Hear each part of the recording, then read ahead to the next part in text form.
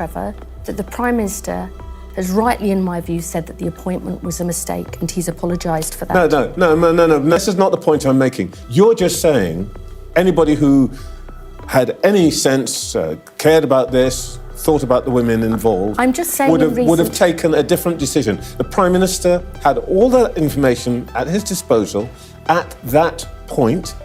He still made the decision. So, is he one of the people who ignored the women? Yesterday delivered yet another uncomfortable moment for Labour's media machine. This time under the harsh glare of live television. A senior party figure stepped forward to defend Keir Starmer amid the escalating man-lesson controversy. But almost instantly, the narrative began to unravel. What was meant to be a controlled response quickly turned into a difficult exchange, exposing cracks that were impossible to hide. Within moments, the defense lost its footing, and the interview shifted from reassurance to damage control. Not to tell the Prime Minister that Peter Mandelson was not given the go-ahead by UK security vetting. That was wrong, that was a mistake, and that is why he's lost their confidence. So, when the Prime Minister makes a mistake, knowing what everybody in the country knew, he can come along and say, oh, I'm sorry, I made a mistake. And we go, okay, fine. Yet, everybody else who makes a mistake, Robbins, McSweeney, Gray, lose their job. Why isn't he losing his job? The explanation put forward simply doesn't hold up when tested against basic facts. If Keir Starmer places such strong emphasis on judgment, accountability, and public trust, then a critical question remains unanswered. Why approve this appointment at all? That contradiction sits at the heart of the issue, and it's one the party continues to sidestep. The more it's asked, the more uncomfortable the silence becomes. Why did the Prime Minister appoint somebody who he knew at the time of appointment had been a friend of Epstein's, who he could have known if he had just read the paper or somebody told him, had stayed in Epstein's home? What follows is a difficult watch, even by modern political standards. There are repeated attempts to dodge direct answers, statements that don't quite align, and a message that grows weaker with every repetition. Instead of clarity, viewers are left with confusion and mixed signals.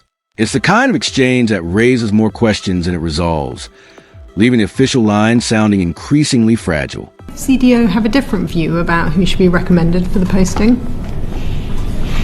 By the time we're describing, it was clear that the Prime Minister wanted to make this appointment himself. Stay with me, because the most telling moment isn't found in raised voices or sharp interruptions.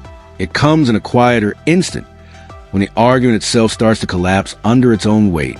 That's where the real story unfolds. If you appreciate direct political breakdowns without the usual spin or polished talking points, make sure to like the video, subscribe, and let's examine what really happened here. Ollie Robbins. Well, a year ago, he was good enough to get the number 2 job running the country, and suddenly he's become a liability? Yes, I think it was a real serious mistake not to tell the Prime Minister or the Foreign Secretary that the Foreign Office took a different view from UK security vetting, not just at the start. I get that point, I think that was wrong. Let's just bear in mind, you just said Peter Mandelson was the problem. The person who chose both Peter Mandelson and Ollie Robbins, actually, was the Prime Minister. Peter Mandelson withheld information at the start of this whole thing, then repeatedly lied, and he is who I am angry with, because there has been in recent days no mention. You say that he withheld information. Everybody in the country who could read a newspaper knew all the things that the Prime Minister then said was wrong with Peter Mandelson. Everybody knew it. Let me just say this, and I will answer that question. But throughout all recent days, there's been barely any mention of who has really suffered from this, which is the women who were trafficked and abused by Jeffrey Epstein, and a man who at the heart of this covered up the information about his relationship here. But the Prime Minister, I think, is right to say, and the Foreign Secretary, that it was wrong not to tell them that he had not passed the UK security vetting, and he would not have been. He would not have been appointed if the Prime Minister had known that at the time. If your case now is that everybody should have had the women concerned, the women who were exploited, who were trafficked by Epstein, everybody should have had those women at the front of their mind, and I agree with you. Good. Why did the Prime Minister appoint somebody who he knew at the time of appointment had been a friend of Epstein's, who he could have known if he had just read the paper or somebody told him, had stayed in Epstein's home, and who was still in contact with Epstein and would have had to say so if the Prime Minister had actually asked him? You will know, Trevor, that the Prime Minister has rightly, in my view, said that the appointment was a mistake, and he's apologised for that. No. This is not the point I'm making. You're just saying anybody who had any sense, cared about this, thought about the women involved, I'm just saying would have taken a different decision. The Prime Minister had all that information at his disposal at that point. He still made the decision. So, is he one of the people who ignored the women? Absolutely not. Well, he must have done it by your logic. Let me tell you. Why did he appoint Peter Mandelson? Let me tell you this. I have never had a Prime Minister in my lifetime who has cared as much or has done as much about violence against women and girls. You're still not answering my question. Girls. If he cared so much, and this was such a big deal, why did he appoint somebody he knew was an associate of a convicted paedophile who stayed in his home? Well, you will know that he withheld information about it, that he lied about the extent of his relationship. And that is why the Prime Minister... Everybody in the country knew that. That is why the Prime Minister said that appointment was a mistake and has apologised about it. And where we started on all of this, Trevor, rightly so, is you want to know why Sir Ollie Robbins lost the confidence of the Prime Minister and the Foreign Secretary. And the truth of it is, I think it was wrong not on such a serious and important and high-profile appointment not to tell the Prime Minister that Peter Mandelson was not given the go-ahead by UK security vetting. That was wrong, that was a mistake, and that is why he's lost their confidence. So, when the Prime Minister makes a mistake, knowing what everybody in the country knew, he can come along and say, oh, I'm sorry, I made a mistake. And we go, OK, fine.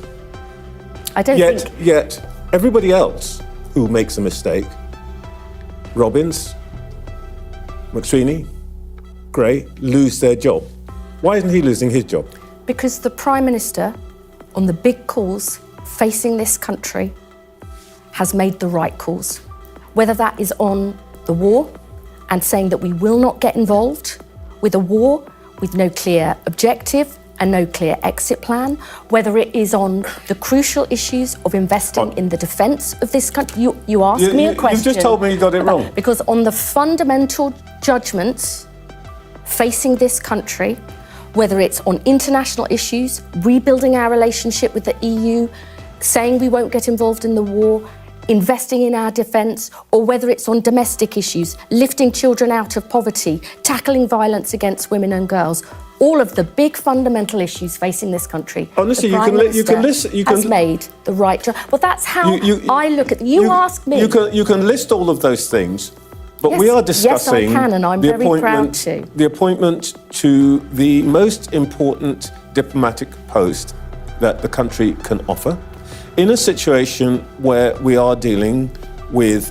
what your colleagues have said to me and when he found out is a capricious and unreliable ally, somebody who sees the most sensitive documents, knows all the secrets, knows who our spies are and all of that.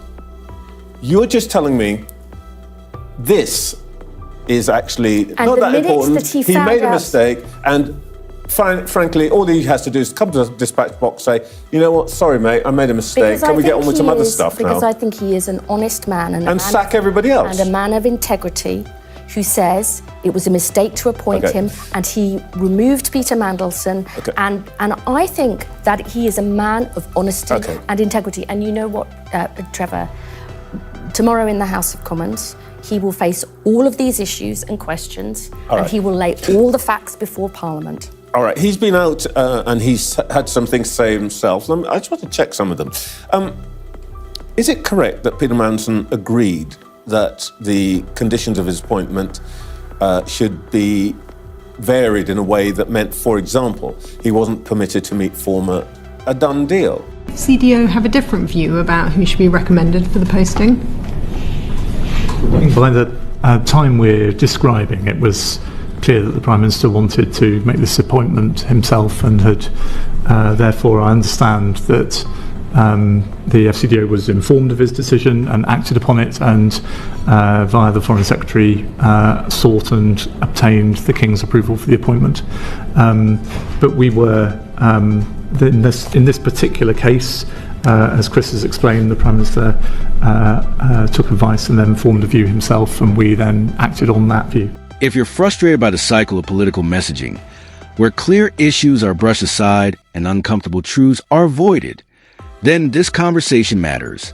Too often, statements are made, denied, and quietly moved on from, as if the public won't notice.